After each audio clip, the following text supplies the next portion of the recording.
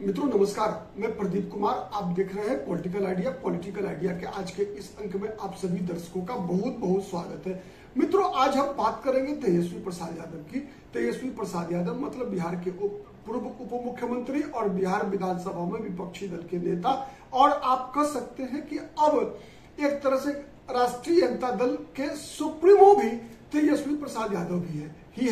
इस बात में कहीं कोई दो मत नहीं है। लालू प्रसाद यादव की वैसे भी उम्र के अंतिम पड़ाव पे है, बीमार भी चल रहे हैं, और अपने सही सलामत रहते हुए ही लालू प्रसाद यादव ने तेजस्वी यादव को अपना उत्तराधिकारी लगभग घोषित कर दिया है। नंबर 1। नंबर 2 क्या है कि अगर हम देखें विगत 2 महीने के बिहार के राजनीतिक गतिविधियों को, तो इससे एक बात उभर कर निकल कर आ रही है क्या कि तेजस्वी यादव बिहार में सर्वाधिक लोकप्रिय एक नेता के रूप में उभर कर आए हैं। इस बात को एक तरह से प्रूव करने के लिए भी आप कह सकते हैं कि अभी कुछ दिन पहले जो सी वोटर का एक सर्वे आया था, उसने इस बात की पुष्टि की कि तेजस्वी यादव बिहार में सर्वाधिक लोकप्रिय मुख्यमंत्री पद के उम्मीदवार हैं, साथ ही एक जननेता के रूप में भी कहीं ना कहीं विकसित हो चुके हैं। जिस प्रकार से तेजस्वी यादव का भाषण अगर आप गौर से देखें, जो विधानसभा के फ्लोर पे तेजस्वी यादव जिस प्रकार से अपनी बातों को रखते आ रहे हैं, जब से वो विपक्ष में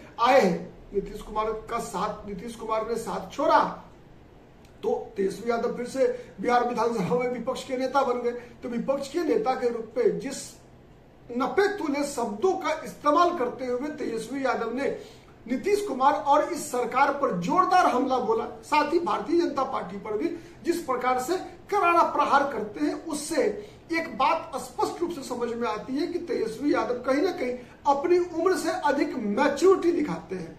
ठीक है, कई बार ऐसा हुआ है कि जब नीतीश कुमार अपने शब्दों की मर्यादा खोते देखे गए, फिर भी तेजस्वी यादव ने कम से कम उनके लिए अपने शब्दों की मर्यादा कभी भी नहीं खोई। चाचा का ही इस्तेमाल कहा। वैसे पिछले कार्यकाल में आपको याद होगा तेजस्वी यादव ने भी और तेज प्रताप यादव तो इसके लिए जाने जाते हैं, इन लोगों ने भी अपने शब्दों की मर्यादा खोई थी। पलटू राम और इस प्रकार से कई अलंकृत करने वाले शब्दों का इस्तेमाल चाचा के लिए क्या करते थे, लेकिन इस बार देखेंगे तो ऐसा कुछ भी नहीं है। नंबर 1। नंबर 2 में हमारा जो मुद्दा यह है कि आज देखिए तेजस्वी यादव की जब से सी वोटर का विशेष रूप से सर्वे आया कि तेजस्वी यादव बिहार में अगले मुख्यमंत्री के रूप में नीतीश कुमार के मुकाबले लगभग दुगने मतों से आगे है।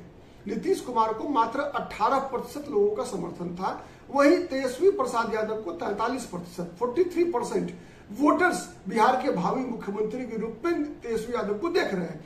अब आप अनुमान लगाइए कि अगर बिहार विधानसभा चुनाव में 43% बिहार विधानसभा चुनाव में तेजस्वी यादव को वोट मिल जाए या तेजस्वी यादव के गठबंधन को वोट मिल जाए, तो फिर तेजस्वी यादव को मुख्यमंत्री बनने से कौन रोक सकता है भाई?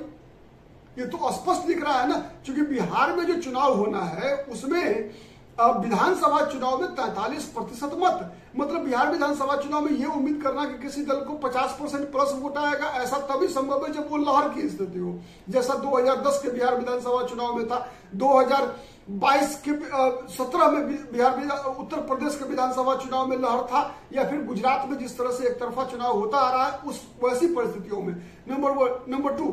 नंबर 3 ऐसा तब होता है जबकि मैदान में, चुनावी मैदान में मात्र 2 प्रमुख दल होते हैं, इसके अलावा कोई दल नहीं होता, तभी ऐसी परिस्थिति पैदा होती है। लेकिन बिहार का चुनावी इतिहास इस बात का गवाह है कि बिहार में आमने सामने की लड़ाई 2 प्रमुख गठबंधन के बीच तो होती है, लेकिन एक तीसरा मोर्चा भी हर चुनाव के अंदर, चाहे वो मोर्चा छोटा ही हो, चाहे उसका वोट बेस बहुत कम रहा हो, लेकिन तीसरा मोर्चा, चौथा मोर्चा बनने का इतिहास रहा है, और इस बार भी वैसा कुछ दिख रहा है। तो इसीलिए 43% मत अगर विधानसभा चुनाव में तेजस्वी यादव और उनके गठबंधन को मिलता है, तो फिर मुख्यमंत्री बनने से कोई नहीं रोक सकता। ये बात निर्विवाद सत्य है। इसीलिए देखेंगे कि लगातार उस दिन के बाद से आपने देखा उसके बाद से लगातार तेजस्वी यादव को ही टारगेट करके जितने भी राजनीतिक दल हैं बिहार के, चाहे वो सत्ता पक्ष में हो चाहे विपक्ष में हो, अपनी रणनीति और अपनी योजनाएं बनाने में मस्त व्यस्त हैं। मैं बारी बारी से इस बात को समझाने का प्रयास कर रहा हूं। आप याद कीजिए, भागलपुर में प्रधानमंत्री की सभा थी और उस सभा के व्यवस्थाओं के दौरान जिस प्रकार से वहां पर बिहार के वर्तमान उप मुख्यमंत्री सम्राट चौधरी, गिरिराज सिंह जैसे लोग वहां थे, और इन लोगों की जो आपसी मीटिंग की एक वीडियो लीक हुई थी, उस वीडियो में सम्राट चौधरी क्या कहते हुए पाए गए कि भाई हम लोगों को अपने हमले के केंद्र में लालू प्रसाद यादव को रखना है, तेजस्वी को नहीं रखना। कारण है तेजस्वी यादव के पास समर्थन है, तेजस्वी यादव के पास सहानुभूति है, तेजस्वी यादव पर लोगों ने 2-3 मुद्दों पे तेजस्वी यादव पे भरोसा किया है। एक तो सरकारी नौकरी के मामले में, दूसरा जातिगत सर्वेक्षण के मामले में। इन सब कारणों से तेजस्वी यादव की लोकप्रियता बढ़ी है। 2 सबसे इंपॉर्टेंट फैक्टर है। तो उसके बाद से देखेंगे तो बीजेपी के निशाने पर निश्चित रूप से तेजस्वी यादव को ही टारगेट करके, मतलब तेजस्वी यादव पर हमला नहीं करना है, यह भी एक रणनीति है। तो रणनीति के केंद्र में तेजस्वी यादव है, हमला होना है, लालू यादव पर हमला होना है, तेज प्रताप यादव पर हमला होना है, मीसा भारती पर हमला होना है, राबड़ी देवी पर हमला होना है, साधु सुभाष यादव पर। मतलब हमले के केंद्र में लालू परिवार में सबको रखना है, तेजस्वी को नहीं रखना। तो नहीं रखना भी एक रणनीति है। मतलब योजनाओं और रणनीति केंद्र में कौन है? तेजस्वी यादव। उसके बाद देखिए, उसके बाद कांग्रेस पार्टी जो अभी महागठबंधन में ही है, कल को क्या करेगी कहना मुश्किल है, क्योंकि कांग्रेस पार्टी का ये इतिहास रहा है कि जब जब कांग्रेस पार्टी को भ्रम होता है कि कांग्रेस पार्टी अब मजबूत होती जा रही है, तब तब कांग्रेस पार्टी राजद को छोड़कर अलग चुनाव लड़ने का प्रयास करती है। उदाहरण के लिए मैं बता रहा हूं, 2010 का विधानसभा चुनाव याद कर लीजिए। 2009 में जब लालू प्रसाद यादव की भारी पराजय हुई, तब लालू यादव को मंत्री भी नहीं बनाया कांग्रेस पार्टी ने, और साथ साथ 10 का विधानसभा चुनाव कांग्रेस पार्टी अपने बलबूते पे लड़ी।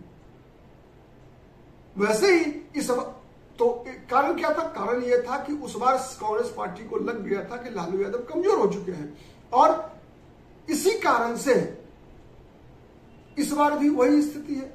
इस बार भी अगर देखेंगे, कहीं ना कहीं राहुल गांधी को ऐसा लगता है, कांग्रेस पार्टी को ऐसा लगता है कि जो एक कास्ट का अम्ब्रेला जितना बड़ा एनडीए के साथ है, बीजेपी, नीतीश कुमार, जीतन राम मांझी, चिराग पासवान, उपेंद्र कुशवाहा की पार्टी 5, ये पांडवों का जो अम्ब्रेला है, ये इतना मजबूत है कि राहुल गांधी को लगता है कि इसकी जीत निश्चित है।